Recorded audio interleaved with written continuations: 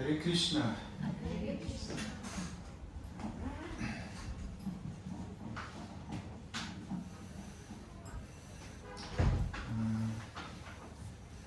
Thank you everyone for being here. Today is going to be a class on hearing that gives taste, where Krishna Katha is not just information but direct encounter. And this class is inspired by my Guru Maharaj Shivaram Swami. One of his books is called Sudha Bhakti Chintanani, which is the jewel of pure devotion, and it's a piece of wisdom from one chapter that is called proper hearing. So we're going to start with Jaya Radha Madhava.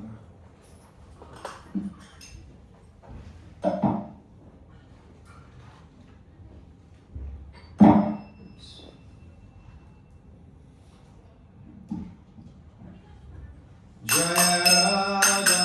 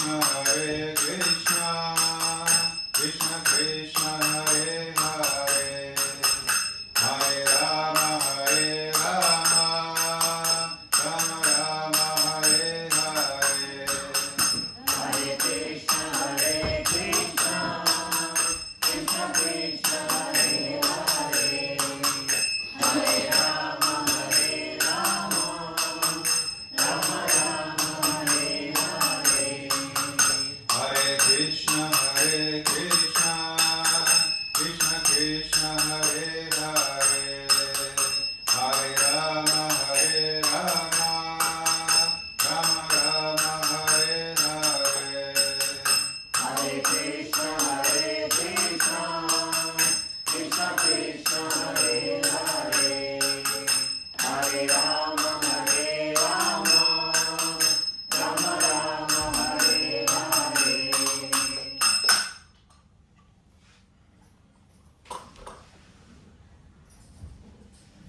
Namo Bhagavate Vasudevaya. Om Namo Bhagavate Vasudevaya. Om Namo Bhagavate Vasudevaya. Om Namo Bhagavate Vasudevaya. Om Namo Bhagavate Vasudevaya. Om Namo Bhagavate Vasudevaya. Thank you.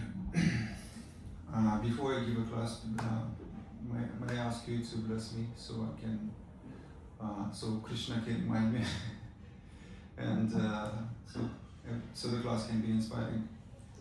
Thank you.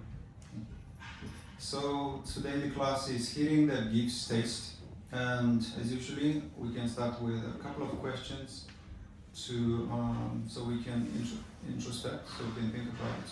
So why is that we can listen to worldly news for hours and still feel empty, or scroll endlessly and still feel tired? Have you ever thought about that? But sometimes feel exhausted after only 5 minutes of hearing Bhagavatam. Why we cannot relish when we hear, when we engage in hearing, and we experience this boredom sometimes? Because material news are material thing doesn't give happiness. Material things? Doesn't give happiness hearing about material thing. What about the Bhagavatam? Sometimes. Bhagavatam always feels very blissful. Is it always? Yes. There's a concentration. Yeah. You're more because sometimes we concentrated on wonder. it. We So- wonder. No, you're more concentrated when you're listening to Bhagavatam, so Yeah. your mind can't take it continuously, maybe. Because you're more into it. Yeah.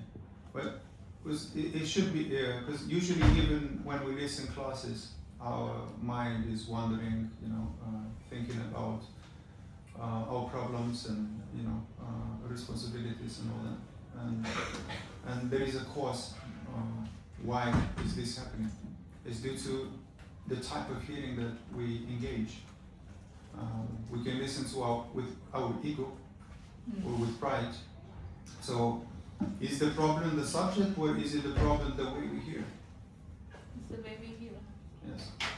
So then we can explore these types of hearing that actually cultivates this taste. So if hearing about Krishna is truly transcendental, why does it sometimes feel like an obligation instead of privilege? Because you're attached. Sorry? You're attached to certain things, your mind won't engage with it, yeah? Yeah. Because of attachment Attachment to to things in the material world. yeah, That could be attachment. various things actually, yeah. I mean, for a devotee you focus, that's why it's easier, yeah? Because you're not concerned with all the rest of the stuff that goes on, yeah? So attachment, yeah. Attachment. Yeah, that's good. And a good question to reflect upon is to ask ourselves, why are we hearing? Why am I hearing? Let's go to Bhakti. Hmm? Bhakti, Bhakti? the devotion, Yes. the amount of devotion we have makes us here. Yeah. So why are we actually listening? Why are we engaged in hearing? Is it to get something to purify ourselves. Oh, that's a good. Shravanam is the beginning of the Shravanam Kirtanam Vishnu. Yes. So, and Prabhupada also made it compulsory. He said repeatedly in his lectures about, he said repeatedly in his lectures about Shravanam, Yeah. he says bhakti begins from hearing. Yes. So Because number one. Then regarding your question why, because see everyone is affected by different gunas. We are all in sattva, raja and tamagun. So sometimes, some people cannot feel so enlightened when they hear Bhagavatam because of our conditioning nature. Yeah. So our hearing has to be purified. Yes. And yes, it's so hearing is number one out of 9 glimpses, and the reason it's number one is because even the knowledge of chanting have to be heard. But Guru Maharaj says that once you acquire knowledge of chanting, then chanting is the most important. And so that's how it starts. And why does the mind, for example, if hearing is direct contact with Krishna, why does it not always feel like an encounter? Although it says that the holy name and Krishna is the same, why don't we feel it? Isn't it a good question? And simply because we are hearing we are filtering our hearing through offenses. We're going to explore these types of hearing. So today's passage from Shivaram Swami book answers this question in a way that both comforting and challenging. And so, boom. So the problem is not actually the sound. The problem is hearing through offense. And so the sound is faultless, and the listener's heart is filtering through sound through offense. Therefore, offense is the filter that corrupts hearing. When we listen with ego, with pride, with a challenging mood, for example. Before even Krishna consciousness, when I was participating in any seminar or going to different churches to find the truth, I had this mood of challenging mood, to challenge the authorities, to test them if they know what they're speaking about. And that was the wrong mood, because if you, the mood should be submissive and with humility. Otherwise, we cannot bend. So the same sound might elevate one person but irritates another, and the third can be untouched completely. Why is that? Yeah, so it has different effects on everybody. Depends on your level of surrender, I think. Yeah, surrender, humility, sincerity. That is it. And so the reason is that also everyone has different filters. And one example is sound is like light, and light is always pure. But if you pass it through red glass, then everything is red, right? If you for example, try to understand through the dirty glass, everything looks ugly. And if it's cracked, then everything looks distorted. So we have to wear the proper glasses. The glasses of humility, of sincerity, surrender, like you mentioned. And so similarly, offense is the dirty filter on the ear-heart connection. So the sound reaches the ear but cannot reach the soul. And therefore, we actually can pay attention to observe these. How do I listen? Do I listen with my ego, with pride, with lack of humility, with challenging mood? Or am I listening submissively with humility? So offense blocks realization, not information. Well, everybody hears the same thing, but everybody else, not everybody actually discern the same message. And so that's why one may hear Bhagavatam for years and remain untouched, while another hears one with humility and is transformed. Yeah. Doesn't the comprehension of what's being said play a massive role other than the perception as well? Comprehension? Because if someone is speaking in another language and you don't know what they're saying, you're not going to know it either way, and then it's going to be precise whether it's egotistical or whether it's perceptual. Yeah. You wouldn't understand it. So is that relevant? Well, comprehension helps, of course, but still we are listening with filters in spite of that. Because we may resist what we hear. You know, sometimes people give you a good advice, but you can reject it. But you might not understand it either.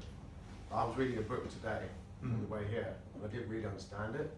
So I was reading it, and I was perceiving it, and I was try my best to be not judgmental towards it, just take it in. Mhm. I still didn't understand it. Yeah. I would have thought if I understood it, I would have then been ready to then discern whether it's egotistical or Mhm. if it's just taking it in.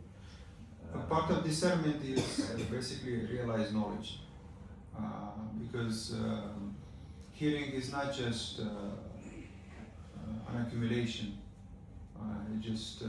but rather application as well. It's not just hearing. Hearing is good, it starts with hearing, but also we need to apply.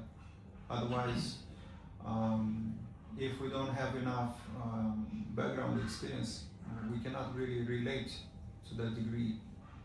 And who are more fortunate, they can actually discern it. This is also a gift someone can receive as mercy, the ability to discern. And this can be cultivated simply by hearing. We can cultivate that understanding, because from hearing, remembrance comes. And Krishna ultimately gives the intelligence for his devotees to understand him. Yeah. So it's not because the sound changed the sound.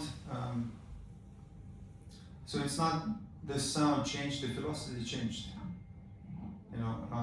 The way we perceive it determines how the philosophy behind why we're hearing is the motivation behind it. Are we sincere, or we just want to kind of show up with knowledge, trying to be smart or intelligent?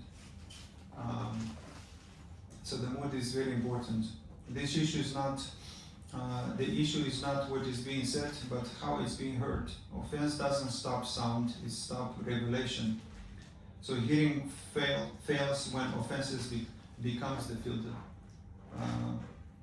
And we can actually pay attention when a simple question we can ask ourselves: why am I hearing? Like, what is my motive behind hearing?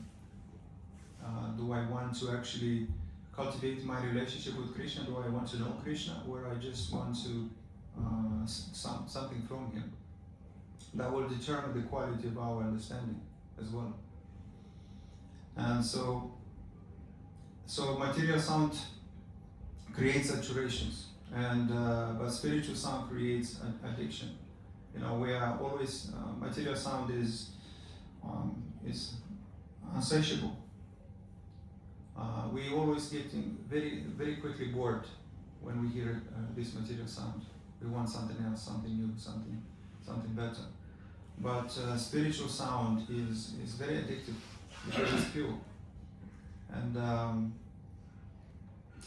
have a thought, I forgot actually. Anyway,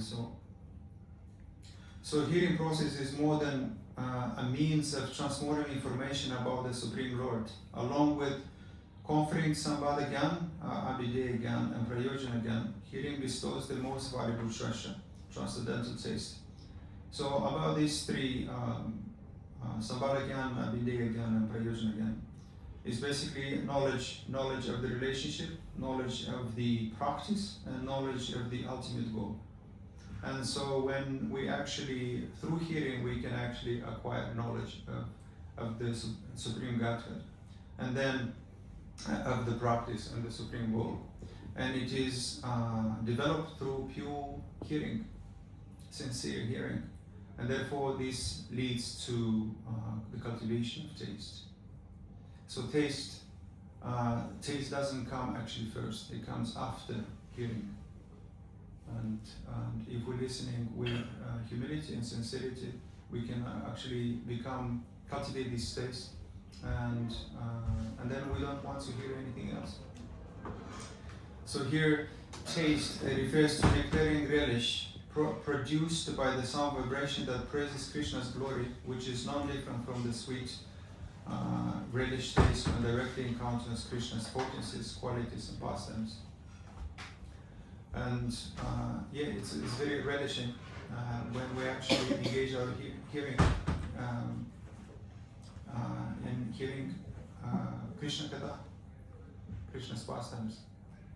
We gradually become purified, our senses become purified, we cultivate pure taste for hearing Bhagavatam or high topics. So this immediately challenges our modern habit of treating Shastra like a textbook. And hearing is not the preparation for devotion. Hearing is devotion. It's part of one of the limbs of devotion. So hearing is devotion.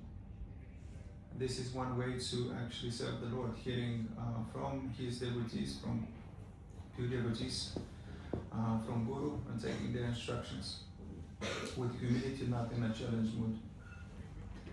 And so the result of offenseless hearing is that every letter, every word related to Krishna tastes like nectar if we actually chant without offenses.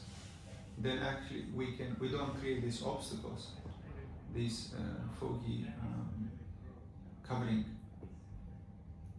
So the more devotees hear these sounds, the more they actually want to hear them. And one example is that material sound works like a junk food. And the more we consume it, the more numb we become. And so spiritual sound works like nectar. The more we drink, the more we alive. Basically, the tongue becomes alive. Yeah. So I was going to ask, where does music fall into the gap between the two? Well, because there are music in three modes, right? In the mode of ignorance, in the mode of passion, and the mode of goodness. So it depends upon the music that we are attracted to. If we listen to hard rock, or some music that promotes lust and desires, then we have completely different experience. Versus if we engage our hearing in listening to Sankirtan. So, is that the only music you're suggesting, or is there a list of very defined principles which can define which musics are acceptable, which ones are helpful, which ones, or is it a perceptual thing? Is it a taste thing? Is it if I like something enough, then I could experience some kind of level of freedom it provides me with it? Mm-hmm. Because the thing is, that's going to happen even if you like something anyway, compared to what you don't like, and that will change between different people. Well, you can actually It's identify pure this because by how you feel. it has no meaning either. It doesn't have any interpretation. Because I don't listen to music with lyrics, for example, with any vocals. It's just instruments playing. Mm-hmm. And it has a very, very powerful effect on the mind in terms of calming it and increasing intelligence, being able to bring awareness to the world, and all these things which you're suggesting from chanting as well. So is there a lot of emphasis being made on music in the scriptures and in what you're talking about as well? I haven't came across specifically about the instruments, but I can identify the instruments that are actually very pleasant in the mode of goodness, and then instruments in the mode of passion. And I don't think there is an instrument in mode of ignorance. Would you agree that chanting is music then? Yes, it can be music, but it's actually devotion. It's actually chanting is praying. It can become, if you're chanting to feel some kind of ecstasy. If the main purpose of engaging in Sankirtan is to feel some kind of high emotions, then it becomes like a song. But the purpose of chanting is not to feel this kind of satisfaction or escapism, but rather a prayer. It should become like a prayer, because when we chant, we're actually begging Radha to engage us in Krishna's service. Because it starts with Hare Krishna. So when one is experiencing the right kind of sensation within them when chanting, should it be a pleasant feeling at least, or should it not be a matter of them feeling at all? No, it is pretty pleasant. It is pleasant. So how do you know the difference between something which is pleasant and something which is pleasant but not positive? For example, with music having an effect like that, and chanting having an effect like that, what if one case the music had a more powerful effect than the chanting? Yeah. But it's subjective, so it's difficult to know. And do you see what I'm trying to say yes. here? Like, because the thing is, I couldn't imagine one would be in a bad state of mind and still being able to like experience the benefits of the chanting. Like there's an old saying, like human beings don't practice mathematics, when they're in terrible states of mind. They usually do it when they're comfortable, relaxed, happy, Yeah. and life is going well, and then they start doing maths. Mhm. And same with chanting, I would have thought, and other things like spiritual practices, right? Well, I would ask myself this question: does this, whatever I'm hearing, encourages me or inspires me to do more service or to engage in devotional service, or is encouraging or is affecting my behavior toward materialism? You know, associating with the wrong people, or increasing material desires. Because music affects your behavior and affects your mood, how you feel, and affects what you're going to do about it. How you act, how you speak, it comes with style, right? Just people who listen always to hip hop, they walk like hip hop. They speak like that. Their attitude is completely different versus those who listen constantly to opera or classic music. It affects their lifestyle. They dress different, they desire different things, right? Hip hop artists, they desire gold, mansions, and Would you agree that it's not the music itself, it's the associations that have been attached to the music and therefore Both. filtered out onto the people? So you could listen to, say, hip hop and then not even, if you never knew anybody who listened to hip hop before and never knew what the culture was like, you might end up liking that music and not associate with the. no, that's traditions not and true, culture. because in the words they speak about lifestyle. You can listen to hip hop and you might think that it's, even if you don't know hip hop, you haven't seen anything. The mood that is recited is completely different. Yes. It might be like watching what you're saying there, the attachment, like watching the film, yeah? You're not necessarily going to be act out the characters in the film. So if you were saying that with the music, the hip hop, a layman might think, oh, hip hop is not sound or whatever, but you're not going to go around like a gangster or quit with the negativity that goes with it sometimes. But it's very difficult because you could end up like, that's what you're hearing, isn't it? So it's not. Obviously, I was listening hip hop 15 years ago, and my mood was completely different. I was not really happy, and I was trying to impress. I was trying to show off, to be tough.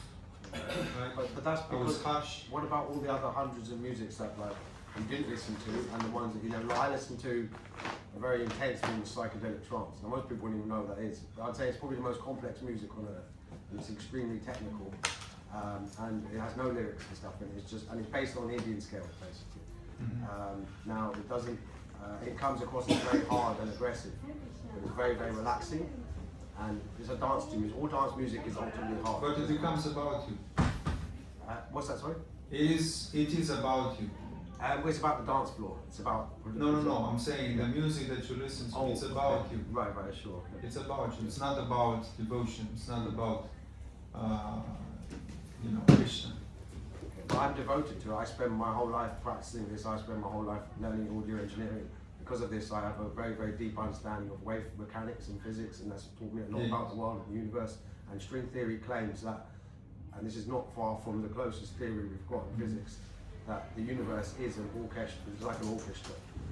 All the organs in the body are resonating at different frequencies, and they play together like a piece of music. Okay. Well, we can actually, because I wouldn't be able to give the whole class if Sure, we, sorry. yeah. But there is Q&A at the end. If I'm able to go through all these slides. But anyway, but in short, about music, you can, if it's part of your job, you have to be a combination of both. You can neglect Sankirtan or chanting the holy name, and simply engage your hearing in all these materialistic sounds, because it's in the long term it doesn't really help us. It can purify us. It can help us get rid of anarthas, about unwanted habits. So we often think that I heard that already. I know this verse. I've read this past time before, and yet we don't really understand it. And so But notice, knowledge is not the final gift of hearing. The final gift of hearing is actually taste. Through hearing we can cultivate that taste. So just like knowing the chemical formula of honey is not the same as tasting honey. Knowing about Krishna is not the same as relishing Krishna. So here taste refers to the nectarian relish produced by the sound vibration that praises Krishna's glories, which is no different from the sweet relish tasted when directly encountering Krishna's potencies, qualities and pastimes. So when we hear his qualities and his pastimes, we actually gradually start to relish them. And material sound, on the other hand, or anything becomes, we become disgusted eventually by it. And because it actually doesn't help us.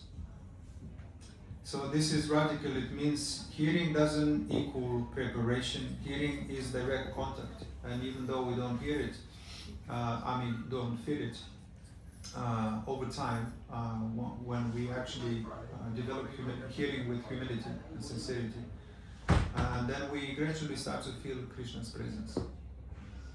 And so you're not waiting to meet Krishna, you are meeting him through the sound. Because Krishna is in the sound. And it is often compared, the holy name, with a pill, a medicine pill. You know? Some, not pill, actually capsule. Some capsule has poison in it, and some capsule has medicine in it. You cannot really tell, right?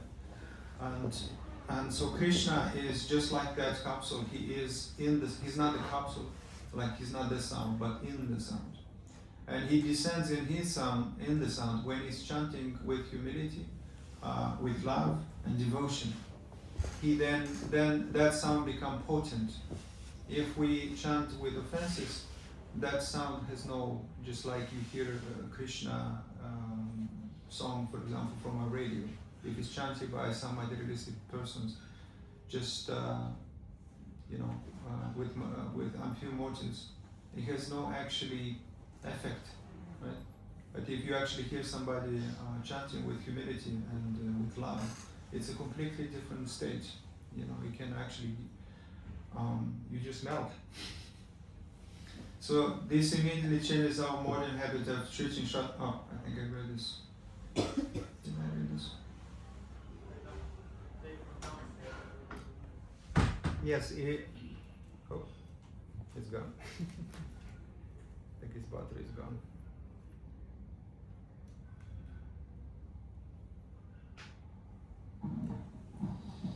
Okay, so yes, so this does not merely inform us about Krishna, it places us in his presence simply by hearing the holy name, since he is no different from himself.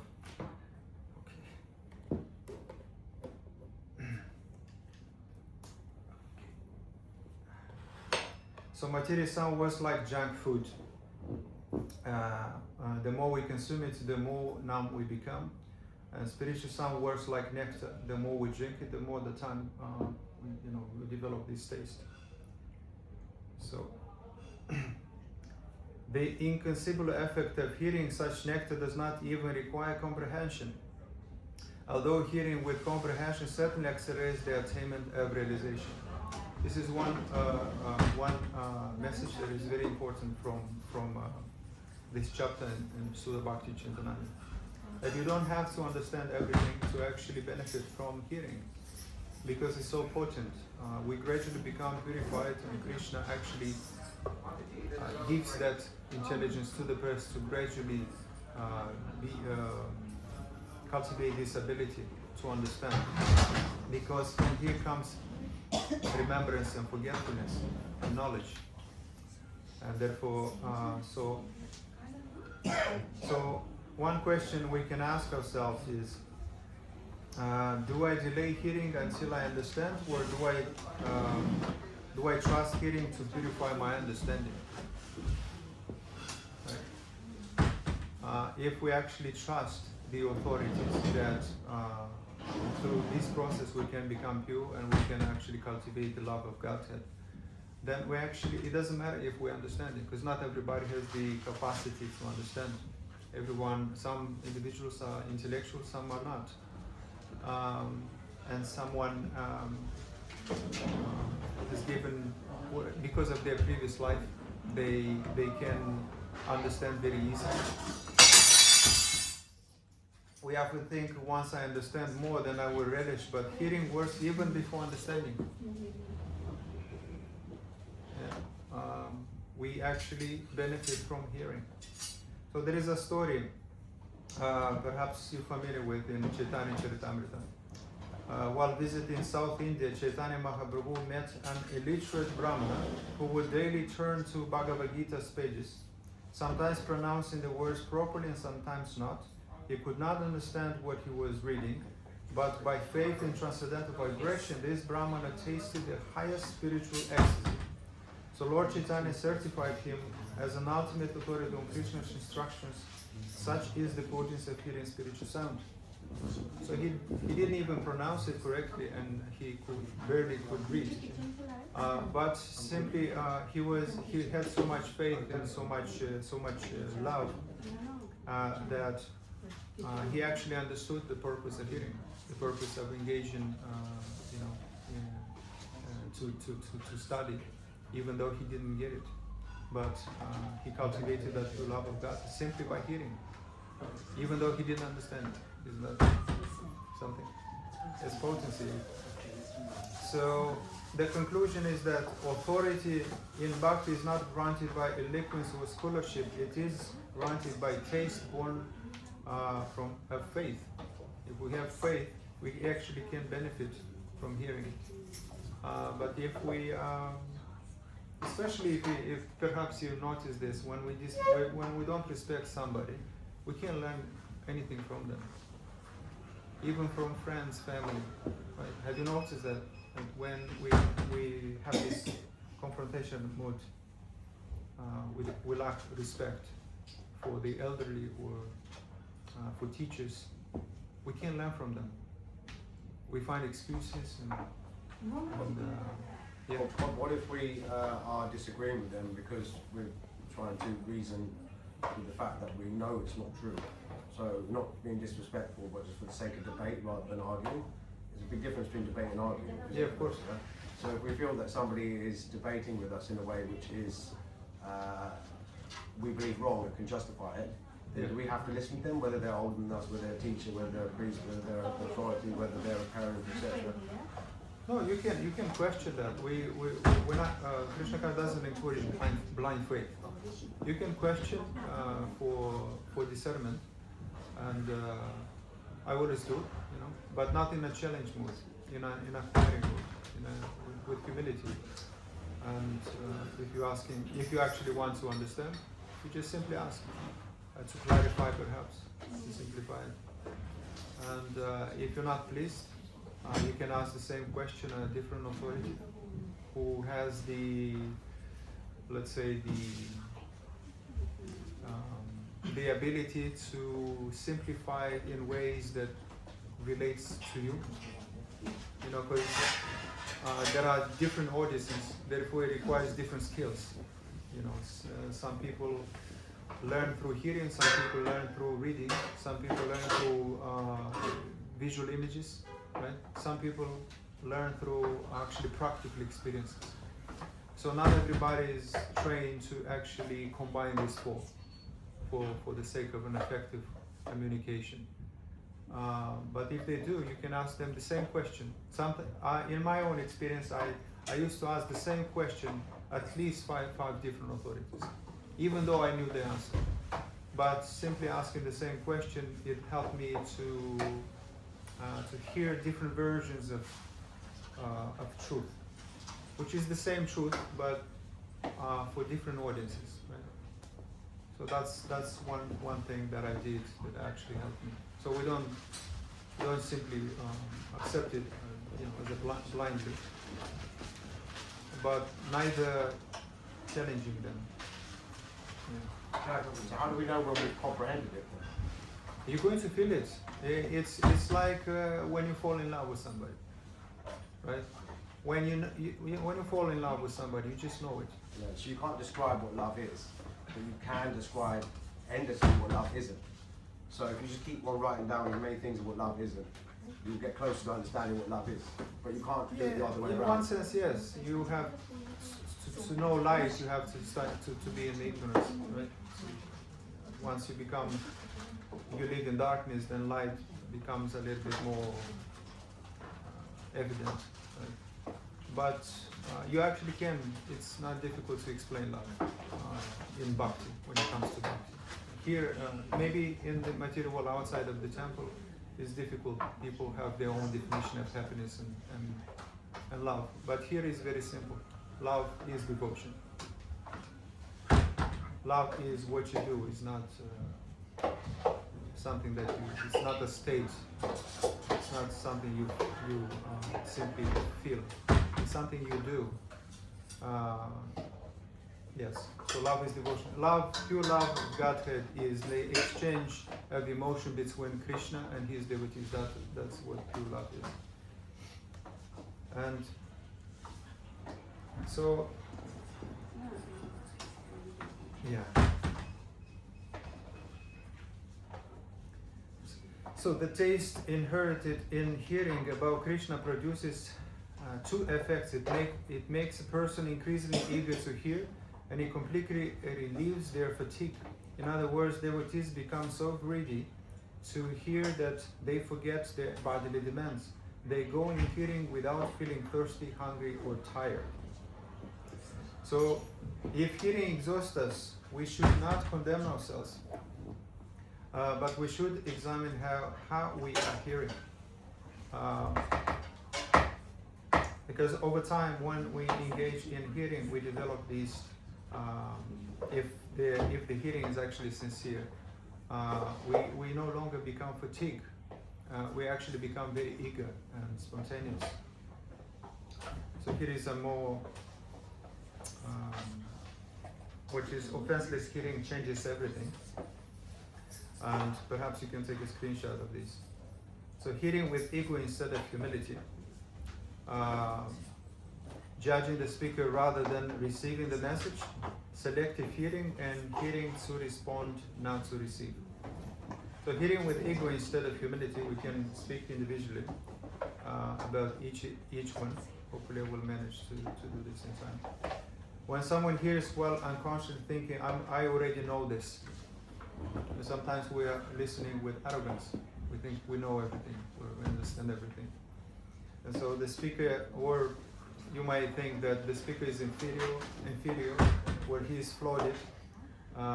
You might say within your mind that I could explain this better. Yeah. So this is what hearing with ego instead of humility is. And when we do that, then we actually can benefit from hearing. When we start to find faults in the speaker. And so the result, the message feels boring, irritating, or repetitive, not because it is, but because ego filters it. That's how we listen, when we listen like that. So judging the speaker rather than receiving the message is, when offense opponents appears as critique devotees' tone or grammar or mood, when it doesn't match our perception or the way we or expectations. So measuring the speaker instead of measuring oneself. And when we do this, then the heart closes before the sound can even enter. When we actually hearing with these kind of offenses. And so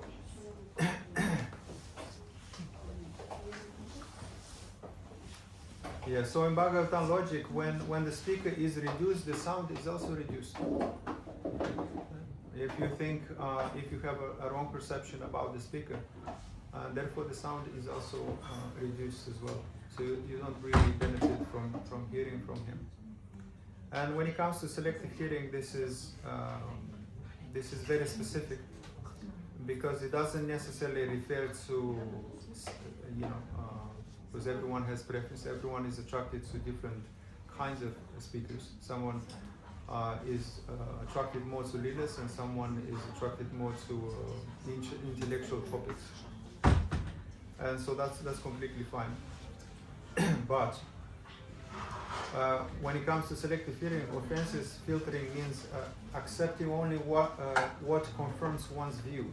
You know, sometimes we have, this is called confirmation bias. When we want to hear something that confirms already what we already know. In other words, our comfort, right? It doesn't, and therefore we cannot actually expand and learn if we want only confirmation to confirm what we already know. So rejecting what challenges comfort or attachment. And the result of such hearing is that Krishna Katha becomes information, not transformation. Yeah, and yes. And the fourth one, hearing to respond, not to receive, is instead of Shravana, one is doing mental debating, internal correcting, or silent arguing.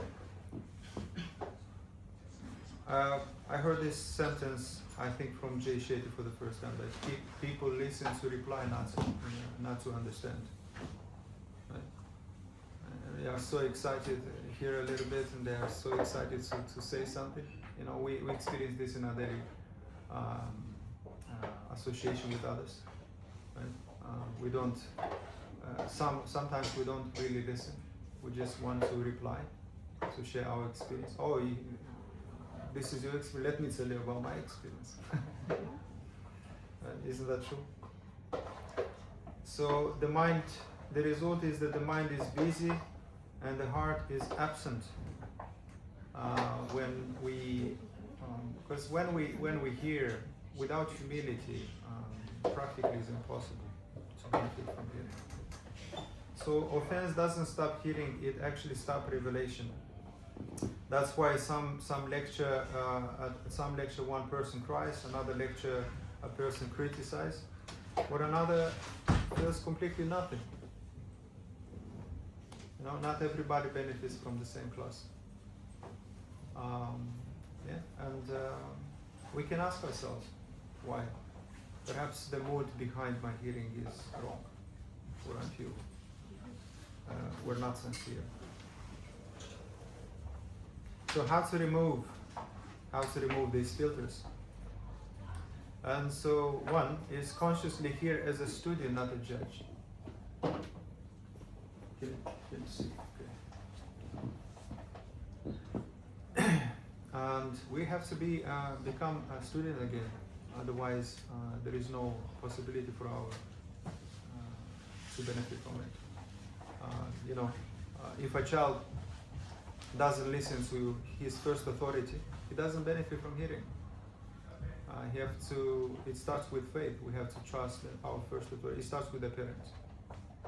And if you know, Prabhupada often gave this example. If you want to know your father, and your mother doesn't tell you, you will never find out. Right? And so similarly, Veda is considered the mother. And if we want to know Krishna, we should ask our mother, which is Veda. Similar example is if we go to school and we say, why should I believe you what you're saying? Why should I believe this is letter A, B, C, D? If we have that kind of mood, we will never actually learn how to read. Right? But if we have faith and we actually listen and trust the authority, then eventually we find out they actually told the truth. Now you can actually read. So that was proof. So the second one is to separate the message from the messaging. This is probably a little bit difficult, but it's a useful practice if we separate the message from the messenger. Pray internally before hearing. Krishna, let me hear what you want me to hear. Instead of because if we are filtering through these anarthas, what we hear, then we can only hear what we want to hear, not what we should hear. And so it's a good practice to actually pray for Krishna's mercy, so you can actually allows you to actually hear. And also the last most important point is to assume the fault is in me, not in the sound. This single assumption changes everything. In any relationship, when we actually listen to somebody, we often disagree with them, and we think they are wrong, and often this is not the case. Right? And to doubt your perception is a better way to actually, it places you in a better place to doubt your own perception. I started doubting my own perception when I suffered too long, too much. And I said, perhaps I don't know something. Perhaps I don't know everything. Perhaps I am completely bewildered. Perhaps my intelligence is not pure. This is good assumptions. That changes everything. You start to the mind starts to open.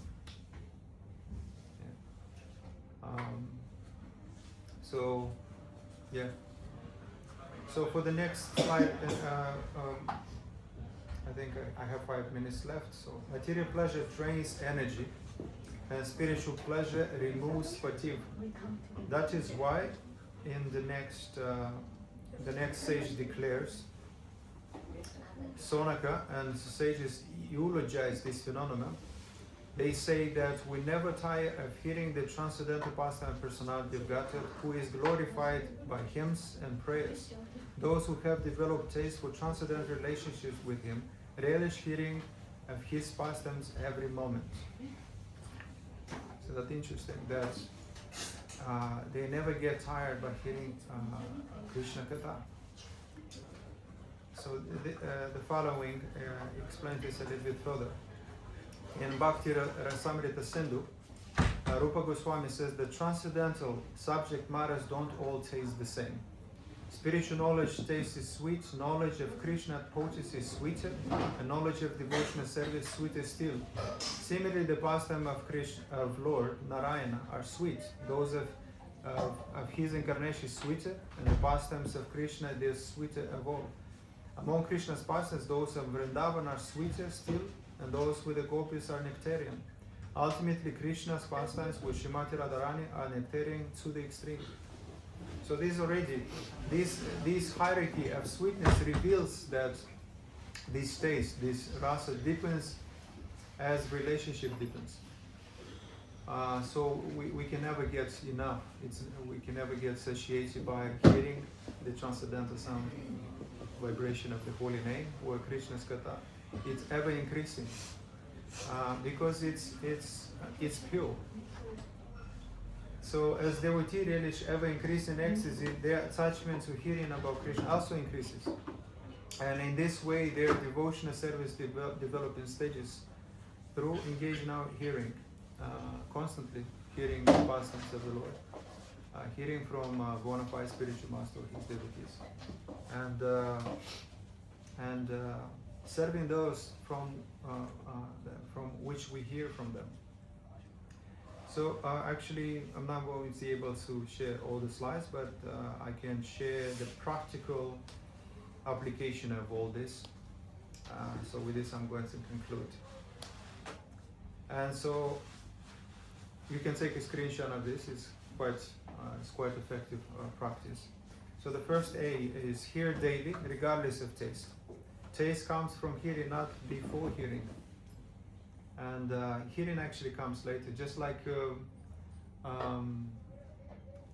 feeling doesn't come before the action, right?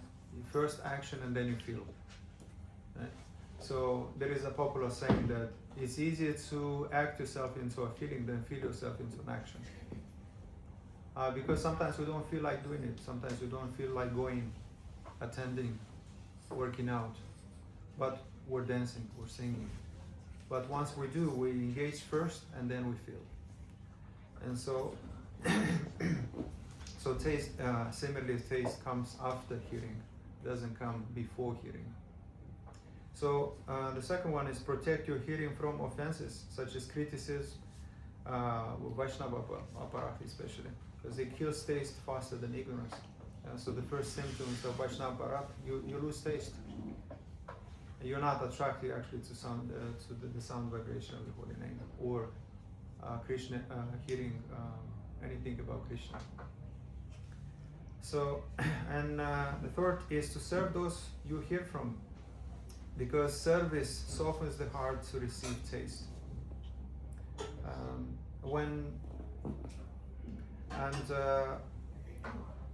Because it has to be both. We can engage in different practice this 9 lips of devotion, hearing, chanting, remembering, serving the lotus feet, but also have to be with along with practical use. Doing some service. One gives structure, which is hearing and chanting, and the second one, which is focused on service, brings bhakti to life. It gives taste. Without actually practical application, it becomes dry. And the fourth one is measure success by eagerness, not information. If you want to hear more, hearing is working. And so we do not lack access to Krishna. We lack faith in the sound, unfortunately. But once we engage our ears, then we can actually engage ourselves in a practical way. Then we can actually benefit from hearing and cultivate taste. But the day we truly hear, fatigue disappears, and hunger is forgotten, and Krishna walks into the heart.